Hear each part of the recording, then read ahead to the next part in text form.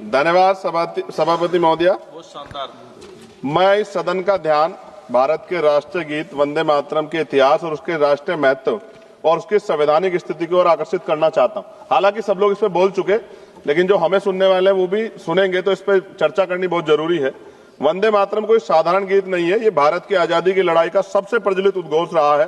प्रख्यात बांग्ला लेखक बंकिम चंद्र चटर्जी ने इसे वर्ष 1875 में लिखा था और 1905 में जब लॉर्ड कर्जन ने बंगाल विभाजन की घोषणा की, तब यह गीत ब्रिटिश शासन के विरुद्ध जन प्रतिरोध का गूंज बन गया।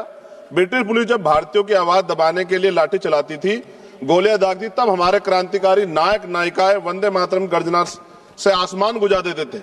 अनेकों वीरों ने फांसियों के तख्ते पर चढ़ते हुए गोलियों का सामना करते हुए अंतिम शब्द वंदे मातरम ही कहे थे। इतना ही नहीं, अंग्रेजों ने इस गीत से इतने भयभीत हुए कि उन्होंने इस पर प्रतिबंध लगा दिया।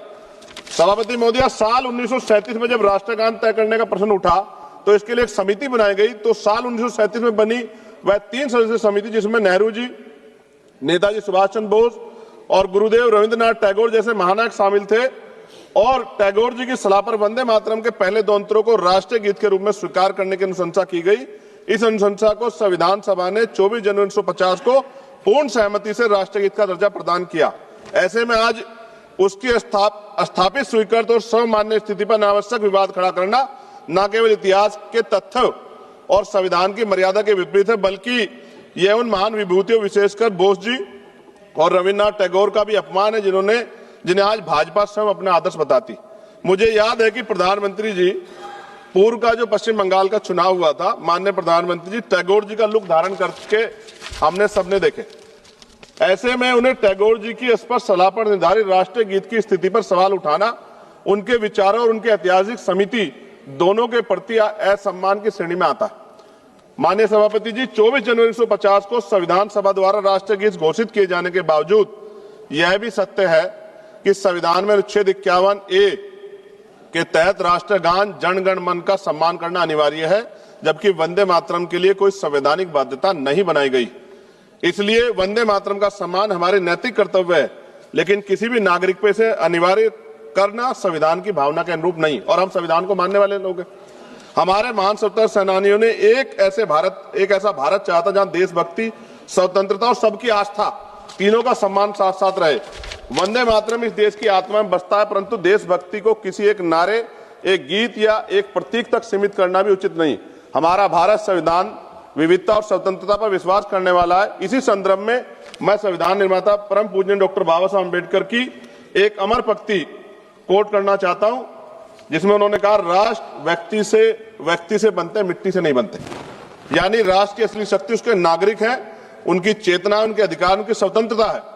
मैं इस सदन में यह भी कहना चाहता हूं कि वंदे मातरम हमारा गर्व है, हमारी विरासत है, लेकिन गर्व को कभी जबरन थोपा नहीं जाता, गर्व दिल से स्वीकार किया जाता है। वंदे मातरम वो गीत है जिसने अंग्रेजी साम्राज्य हिला दिया था। आज इसे राजनीति में घसीटना, उसकी मान्यता को कम करना। वंदे मातरम हमें जोड़ता है, तोड़ने की पहचान भी बताता है। जब इसे हथियार बनाए और उनकी नीयत देश नहीं, सिर्फ आपकी अपनी राजनीति चमकाना हो। सभापति महोदय, आज भी अगर कहीं कोई आंदोलन होता, मैं एक अधिवक्ता हूं, उत्तराखंड के देहरादून में अधिवक्ता 29 दिन से कड़क ठंड में बैठे हैं, इसी राष्ट्रीय गीत को गुनगुनाते हुए आंदोलन कर रहे हैं कि हमें सरकारी चैम्बर सरकार उत्तराखंड की दे। मैं बात आपको इसलिए कह रहा हूं, हमने किसान आंदोलन देखे, पहलवान बेटियों का आंदोलन देखा, अध्यापकों का आंदोलन देखा, युवाओं का आंदोलन देखा, लेकिन मैं ये भी मानता हूं कि सत्ता इस पर राजनीति कर रही है।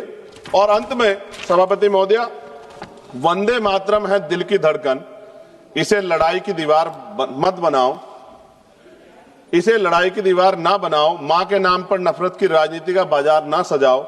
हम सम्मान से कहेंगे, फर्ज है हमारा, पर किसी नागरिक की आजादी पर पहरा ये संस्कार नहीं है हमारा। सभापति जी, इतिहास पे बात होगी, जो आज नहीं है उन पे बात होगी, लेकिन वर्तमान पे भी तो बात होनी चाहिए ना।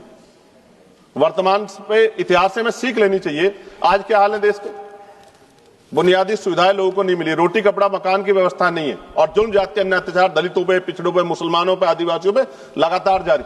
और कोई कहने सुनने वाले जब भी कोई अपनी आवाज उठाएगा, उसको देश विरोधी घोषित कर दोगे, धर्म विरोधी घोषित कर दोगे। इस प्रथा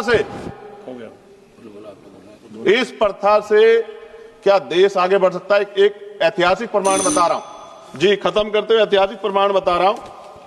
राम प्रसाद मिसमिल जी ने आजादी की लड़ाई के लिए हिंदुस्तान रिपब्लिकन एसोसिएशन बनाया चाहे, लेकिन जब उन्हें लगा कि एक धर्म के लोग या एक जाति के लोग या एक क्षेत्र के लोग आजादी की लड़ाई को नहीं लड़ सकते, तो 1928 में शहीद आजम सरदार भगत सिंह जी ने उसमें सोशलिस्ट वर्ड जोड़ा।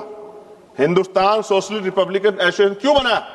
क्योंकि जब हम मिलकर रहेंगे तभी देश आगे बढ़ सकता है। और मुझे पूरा ऐसा लगा जब मैंने सत्ता पक्ष को सुना कि वो राजनीतिक एजेंडे के जरिए सिर्फ मुसलमानों को टारगेट करते हुए इस बहस को लाना चाहते हैं, उनके पीछे उनका कोई और तर्क नहीं। सभापति जी, खत्म करते हुए मैं ये कह रहा हूं, आज का नौजवान अपना हक मांग रहा है, आज की बेटियां उड़ान चाहती है, उनके लिए सरकार पे क्यों योजना नहीं? बस इसी एजेंडे में फंसा के लगातार वो देश के नौजवानों को चलना चाहते हैं। ये ज्यादा दिन चलेगा नहीं।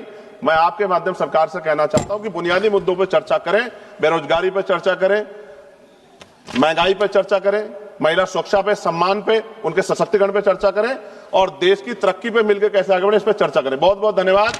जय भीम, जय भारत, जय संविधान, जय मंडल, जय जोहार। धन्यवाद सभापति महोदय।